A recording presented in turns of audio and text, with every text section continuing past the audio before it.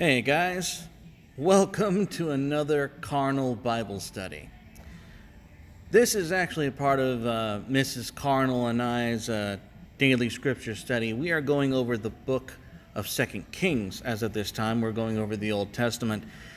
And we came across the story of the Chad King, of King Josiah. Now, as you can tell, he looks a little young. And you're right, he is very, very young.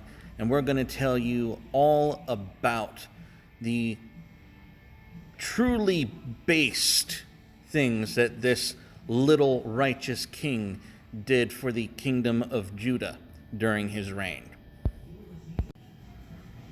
Now, Josiah was 8 years old when he began to reign, and one of the first things that we learn about him is he reigned for 31 years in Jerusalem, and that, unlike his father and grandfather, he was a righteous king who walked in the way of David and turned not aside to the right hand nor to the left. Now, an important thing that we need to know about this little righteous king is that at 8 years old, he had sent all of his court to rebuild the temple. And as they were building the temple, the scribes and the high priest bring to him the book of the law in the house of the Lord. And when the scribe showed King Josiah and read unto him the book of the law, and it was read before the king, that when the king heard the words of the book of the law, that he rent his clothes. Now, for those of you who don't know, the rending of the clothing is a sign of sorrow and submission to God. And we'll get to why a little bit later, as to why he would rend his clothes in such a fashion. Upon learning about the contents of the book of the law, he gathered all of the elders of Judah and Jerusalem and read to them the contents of the covenant, which was found in the book of the covenant, which was found in the house of the Lord. Everyone was going to be a part of this. There was no one who was going to be an exception. And he made a covenant before the Lord that day to walk after the Lord and to keep his commandments and testimonies with all their heart and all their soul, to perform the words of this covenant which were written in this book. And all the people stood to the covenant, meaning he made everyone bound to the law of the Lord at the beginning of his reign. Keep in mind, he's 8 years old.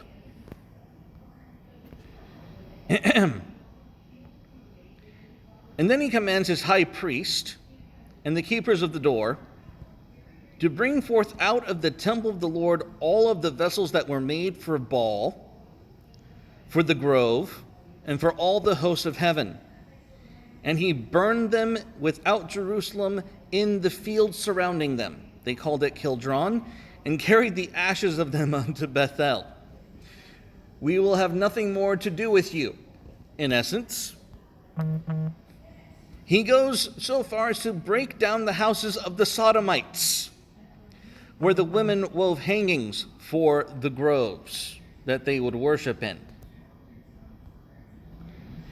He defiled Topheth, which was the valley of Hinnom, that no man might make his son or daughter pass through the fire of Molech. Now, for those of you who don't know what the fire of Molech is, you're in for an unpleasant surprise. This is child sacrifice. Molech was the god that the ancient pagans, the ancient heathen, would literally sacrifice their children to in the hopes that Molech would send them rain.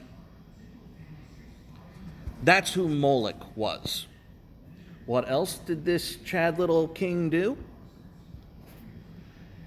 In the high places that were before Jerusalem, which were on the right hand of the Mount of Corruption, these were things which King Solomon had built.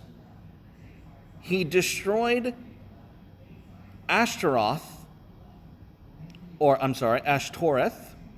which was the abomination of the Zodians, Chemosh, the abomination of the Moabites, and for Milcom, the abomination of the children of Ammon, did this king defile.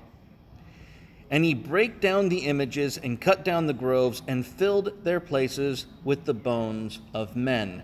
Now, you might ask yourself, bones of men, why would he defile them with bones of men? We'll get to that too.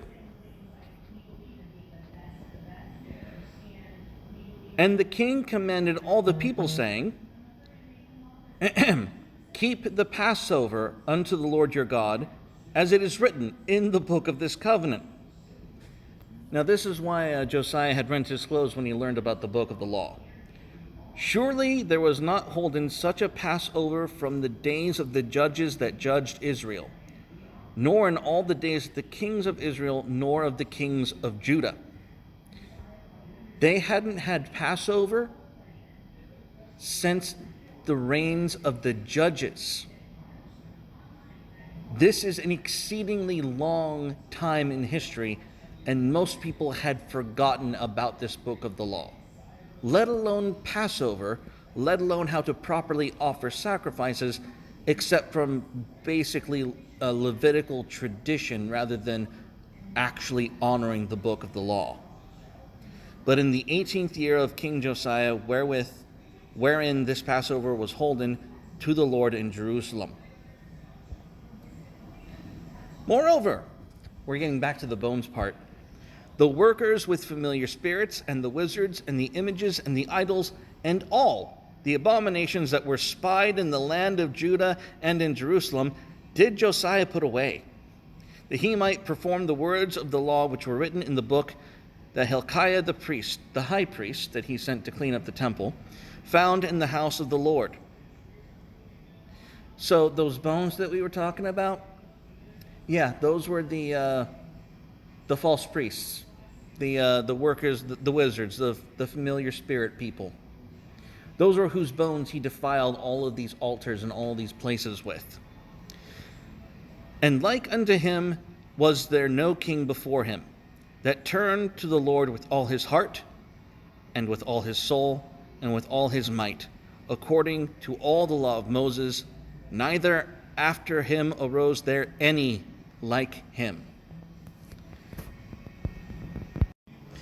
And that, ladies and gentlemen, is the story of the Chad King Josiah, who did everything right for his people, despite being an 8-year-old boy. And the reason I decided to share this with you is because sometimes in society, it's the children who remind us what's important and sets us on the right path. Have a nice day, guys, and stay carnal. I'll see you on the next Bible study.